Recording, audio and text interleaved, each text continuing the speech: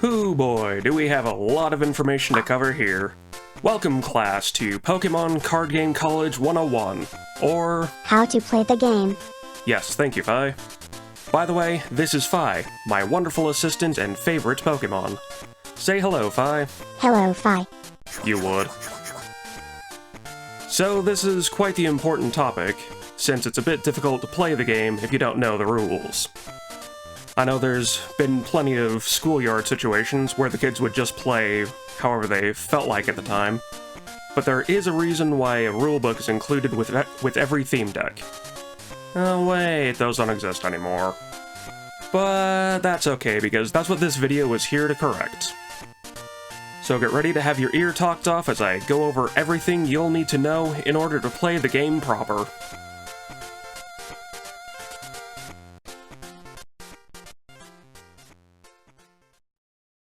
So the first thing you'll need is a deck of cards. Should be obvious, can't play the card game without cards after all. There's only a few rules that the deck itself needs to follow. First, the deck must be 60 cards exactly, no more, no less. 61 is too much, and 59 is not enough unless it is followed then by 60. 62 is right out! Yes, get on with it. Yes. The second rule is that you can only have 4 copies of any given card, with a few exceptions. You can have as many basic energy cards as you want, in any quantity and variety as you see fit. There are some cards that you can only have 1 of per deck, but those will state the exact restriction on the card itself. For example, Ace Spec cards and Radiant Pokemon cards only allow 1 of that type of card, but Prism Star cards allow for 1 of each Prism Star card itself. And before moving on too much, we should go over what all information a card actually has, because some can be quite densely packed with info.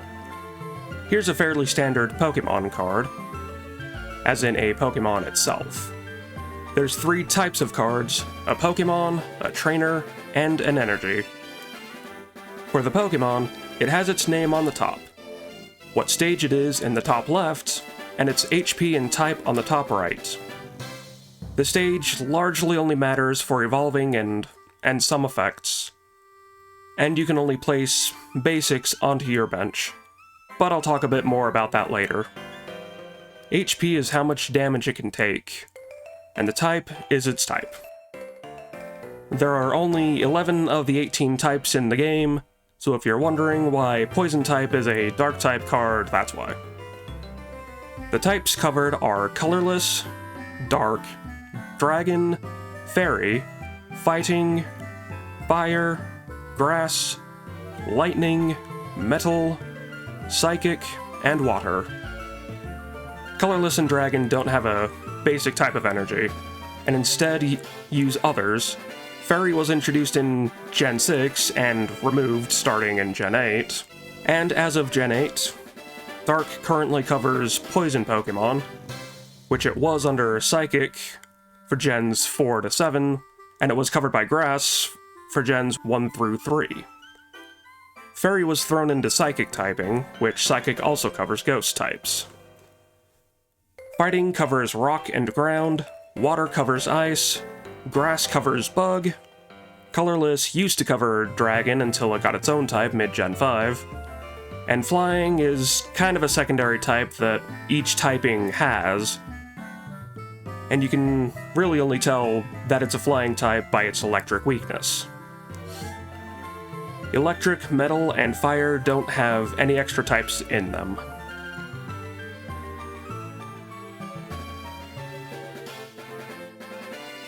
Looking at the middle of the card, you'll see a Pokemon's attacks and/or abilities. An ability is an effect that you can use whenever it specifies, which in this card's case is always on, and you can use as many abilities during your turn as you want, but I'll talk more about that later. An attack has 4 parts: its name, its attack cost, the damage, and an effect. The cost is how much of a certain type of energy it needs to actually use the attack, the white circle here indicating that it can use any energy type. So for this card, you need a grass energy and one of any energy to use its attack. Damage is damage, and some attacks have an extra effect, like dealing extra damage based on a certain condition. The bottom of the card has 3 parts as well: weakness, resistance, and retreat cost, which I'll talk about later. Some cards have rule boxes, which contain certain extra rules that apply only to that card specifically. Here, this one shows that your opponent takes 2 prize cards when this is knocked out, which I'll explain that later. And this one shows that you can only have 1 of these in your deck. Trainer cards are split into 4 categories: item, tool, supporter, and stadium. And energy is split into basic and special. Once again, I'll explain them later. The last deck rule is that you need at least 1 basic Pokemon, since you need to start the game with 1. And that's all the deck rules. Pretty simple. So if you want to, you could have a deck with 1 basic Pokemon and 59 energy cards, and that's a totally valid deck. In fact, that was actually a tournament deck in Gen 1, using the base set Mewtwo and using its barrier to block all damage and effects during your opponent's turn, and the only cost was discarding 1 psychic energy from itself, and you could use it every turn, and yeah. Deck building gets interesting, and honestly, it's my favorite part of the game.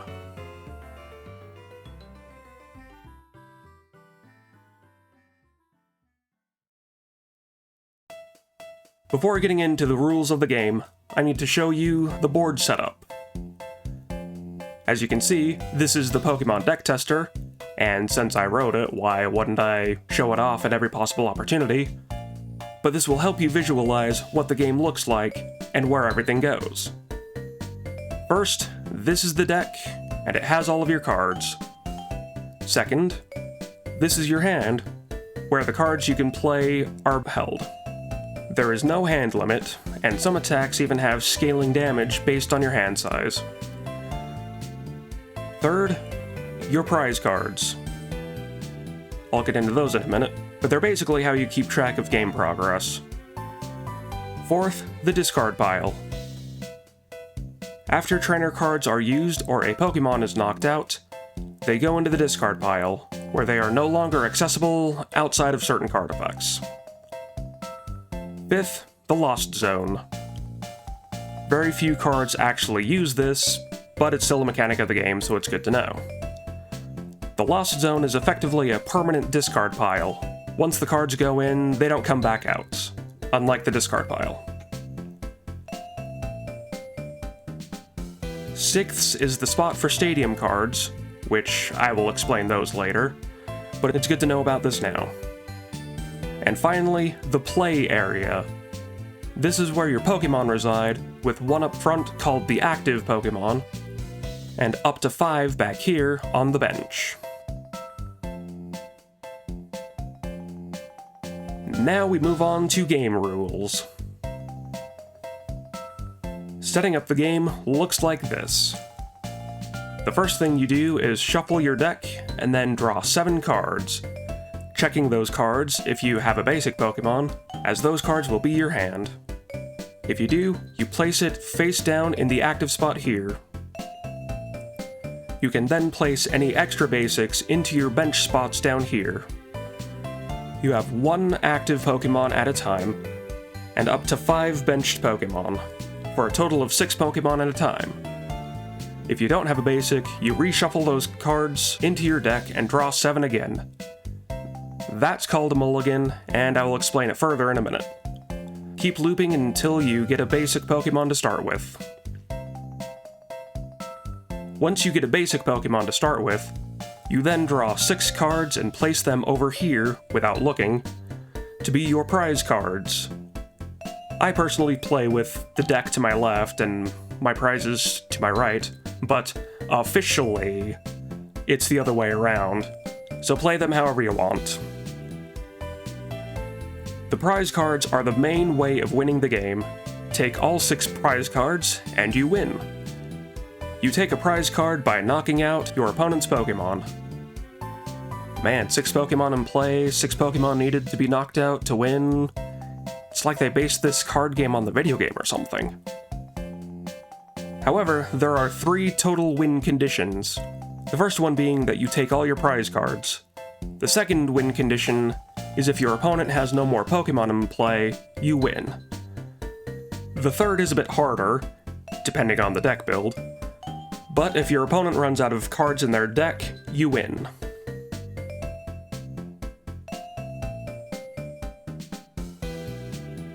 Stepping back for a moment, I mentioned the mulligan rule, where if you don't have a basic Pokemon to start, you reshuffle and try again.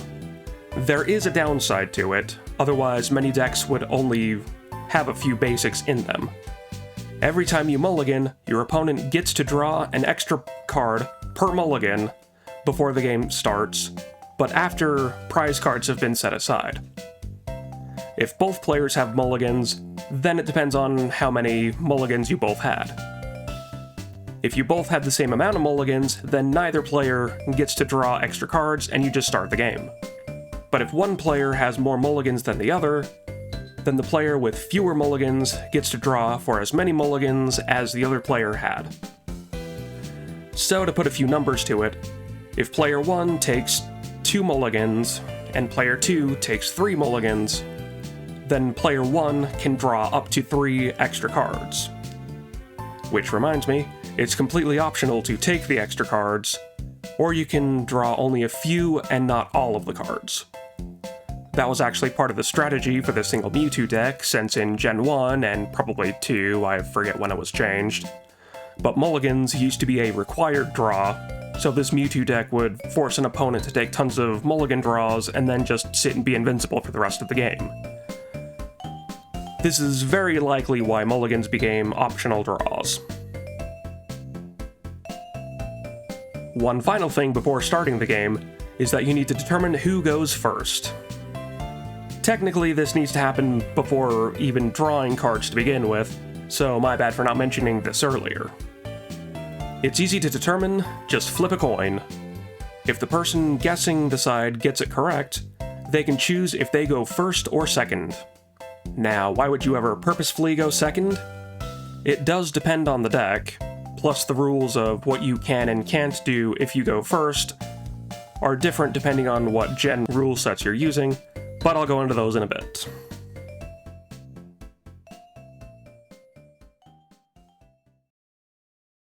Now that the game is set up, it's time to duel! Wait, wrong game. It's time to take your turn. The first thing you do for your turn is draw 1 card from your deck. If you have no cards left in your deck, and you cannot draw a card from there, you lose the game. If you have 1 card left in your deck and draw it, but then use cards during your turn to draw more from your deck, you don't lose just yet.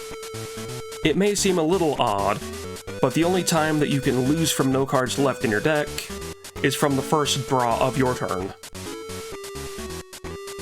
If you're the player going first, there are a few restrictions on the types of cards you can play.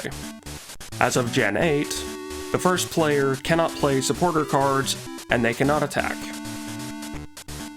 These first turn restrictions change from time to time, so I have no idea if this will ever be outdated. Probably will. Gen 1 and 2 had no restrictions.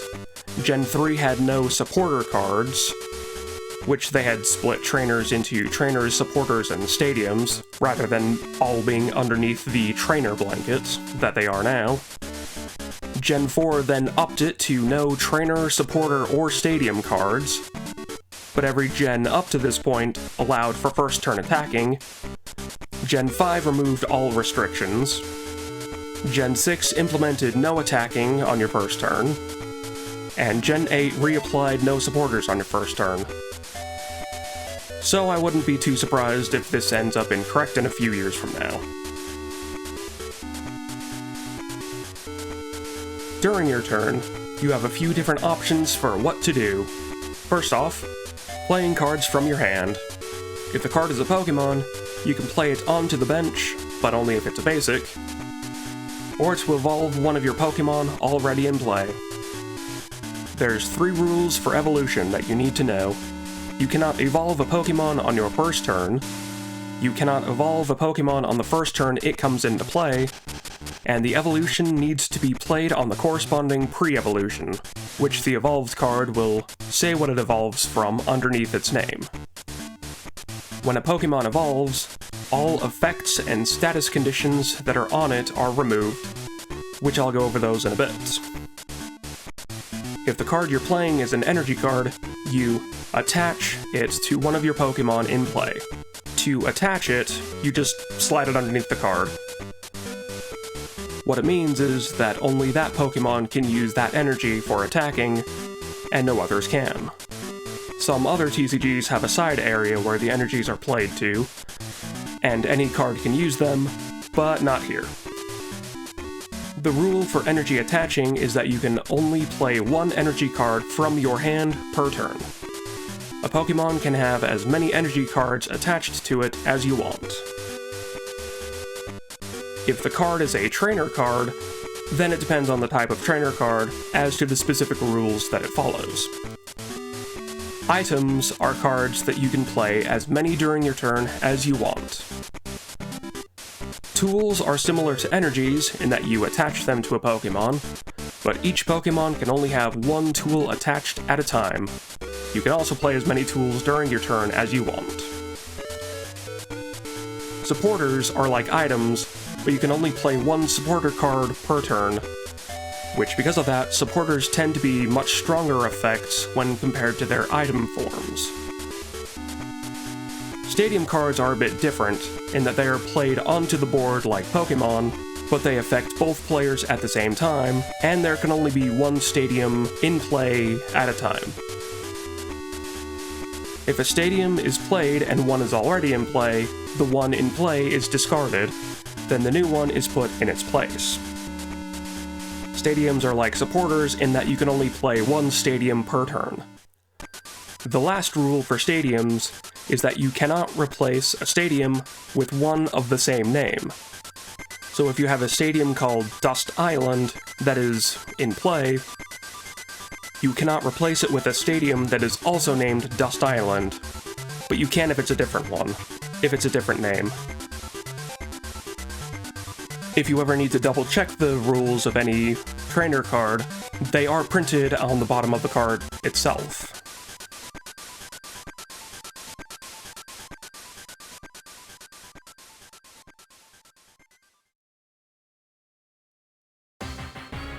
Some Pokemon have what is called an ability.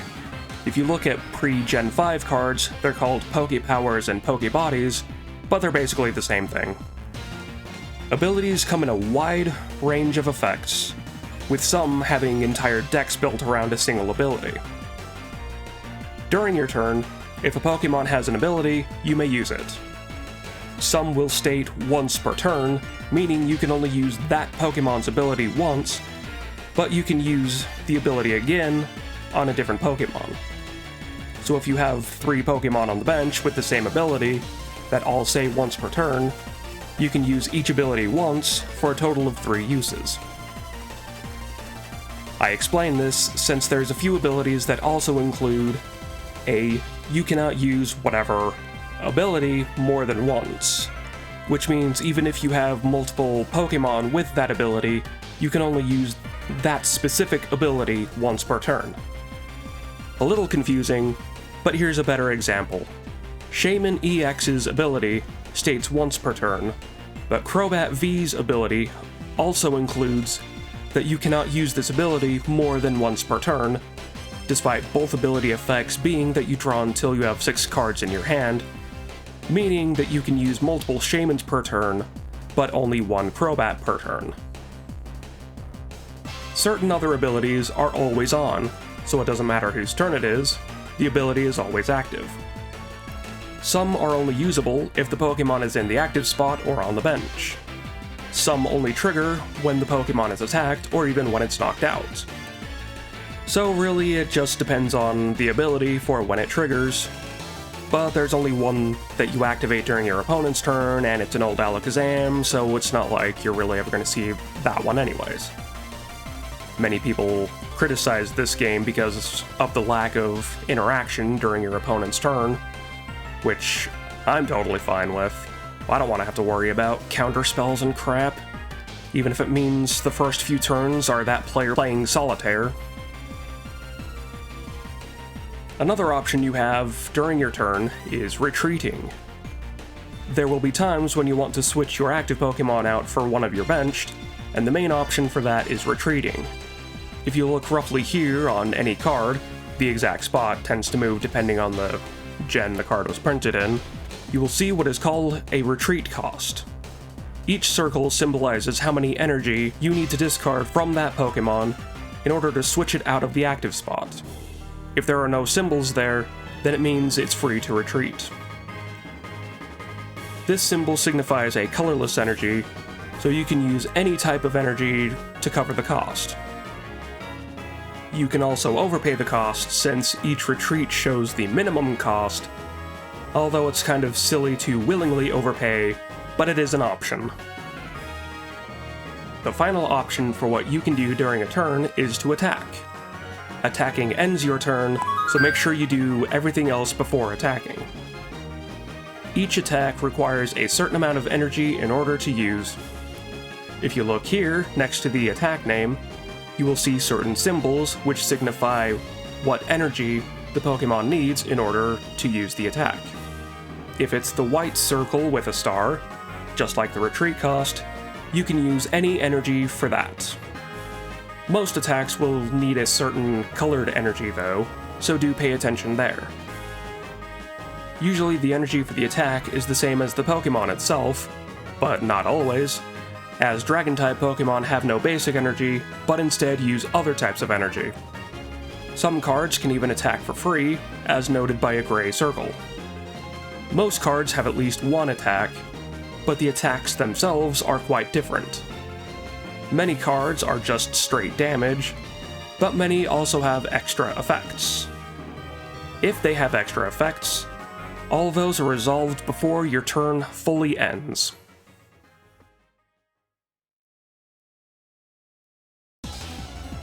When attacking, there are a few notes that follow. First, most Pokemon have a weakness, and only some with a resistance. But seriously, why do so few Pokemon have resistances anymore? At least half of the Pokemon used to have them, and now almost none of them do.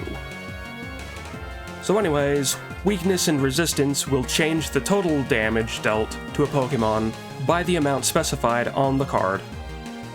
Weakness is usually times 2, Gen 3 and 4 it was a plus 10 to plus 40, and resistance is usually a minus 20 or minus 30.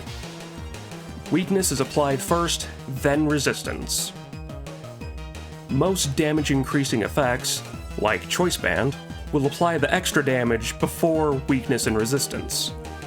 Most damage-reducing effects, like Choice Helmet, will apply the damage reduction after weakness and resistance. So be sure to check the cards for what it says. And as a note for damage-upping effects, if 0 damage is dealt, then you don't add the extra damage to the 0, it's just 0.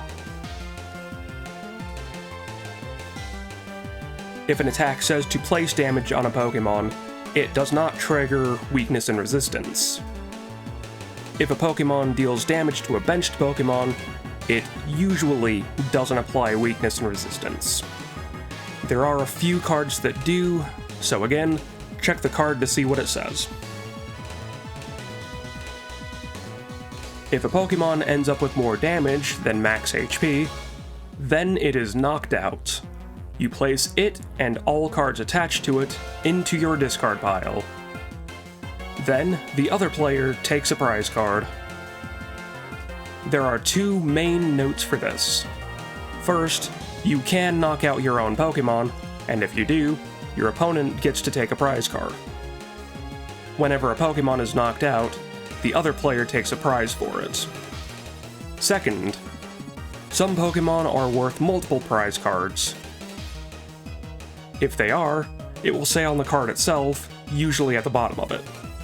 Another way to tell is most Pokemon that have a special rule attached to them, like EXs, GXs, or V cards, will yield more.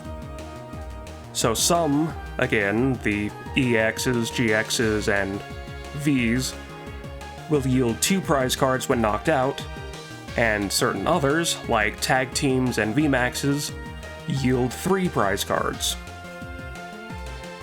It's how stronger cards are balanced. At least according to the Pokemon Card Lab, which they're the ones that make the cards, which they also consider most Pokemon having a ×2 weakness a good enough balance that they can just print whatever incredibly overpowered crap they feel like, because just play its weakness as the only form of balancing that the game needs, and not that they just keep overinflating HP and attack values to the point that Gen 11 will have its new card gimmick with Pokemon that have over 400 HP each, and we're supposed to just be so excited for that just because all the cards we buy now won't stand a chance against anything printed even 5 years from now, and what were we talking about again? Once your turn is over, there's a few things that happen between turns, or as it's officially called, Pokemon Checkup. I personally think that just calling it between turns was just fine, but what do I know, I just work here. The main thing that happens with the between turns check is resolving status conditions. Some attack and ability effects can cause your active Pokemon to receive a status condition, which the 5 possibilities are Poison, Burn, Confuse, Sleep, and Paralyze. Status conditions can only affect your active Pokemon, and once that Pokemon hits the bench at all status conditions are removed. It also loses any temporary effects that it has, like if it has an attack that states this Pokemon cannot attack during your next turn, that effect goes away if it ends up on the bench, which gives retreating a decent value. Of course, there are trainers, abilities, and attack effects that can also cause your active Pokemon to be switched out, so there are still other options for that. Anyways, Poison causes 10 damage between turns. It may not seem like a lot, especially since many Gen 9 Pokemon have well over 300 HP, but there are ways to stack poison damage. Some cards, like Galarian Slowking VMAX, will poison the defending Pokemon by placing more than 1 damage between turns, and some cards, like Radiant Sneasler, will state that you place an extra X amount of damage between turns. One note for poison, however, is that if you poison an already poisoned Pokemon, whatever the new amount is replaces the old amount. For example, using Galarian Slowking VMAX to place a poison of 12, but then the next turn using Rebel Clash Garbodor's ability that poisons your opponent's active Pokemon, will replace the 12 poison with a 1 poison, so do watch out for that.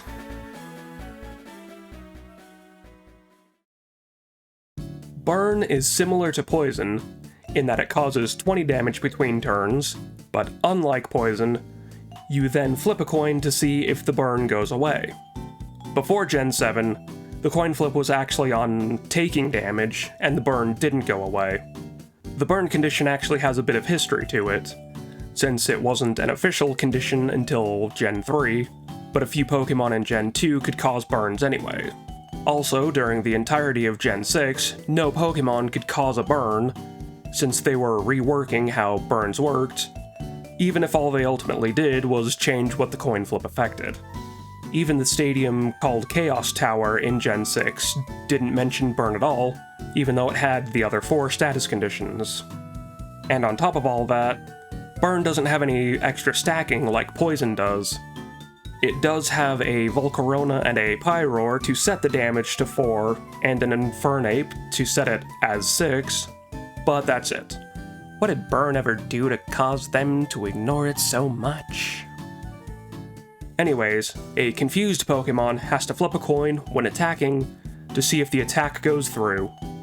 On a Tails, you place 3 damage on that Pokemon, and your turn ends. At one point earlier in the game, It was that the Pokemon dealt damage to itself, which then caused confusion for if a Pokemon deals extra damage to itself because of weakness or extra effects. And yeah, now it's just place 3 damage and move on. Sleep and paralysis are nearly the same. For both, that Pokemon cannot attack nor can it retreat.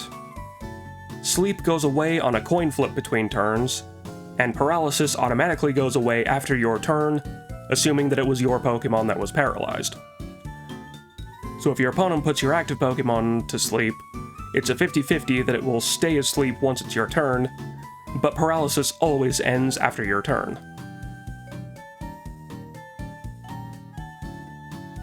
Another note for status conditions is how to signify that your active Pokemon is affected by them.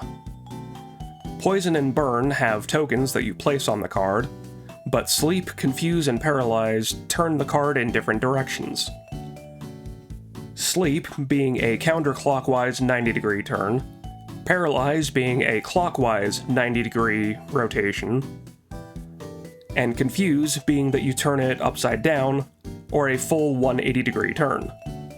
Because of this, your Pokemon can only be affected by Confusion, Sleep, or Paralysis one at a time, but can have Burn and Poison at the same time.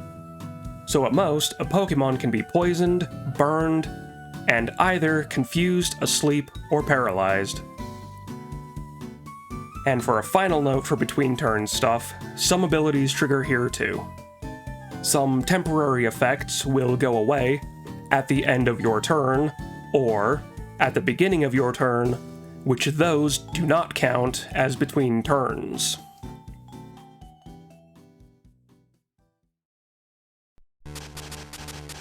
Now that the turn is fully over, you continue until one player hits a win condition. I'll quickly list them here again. 1.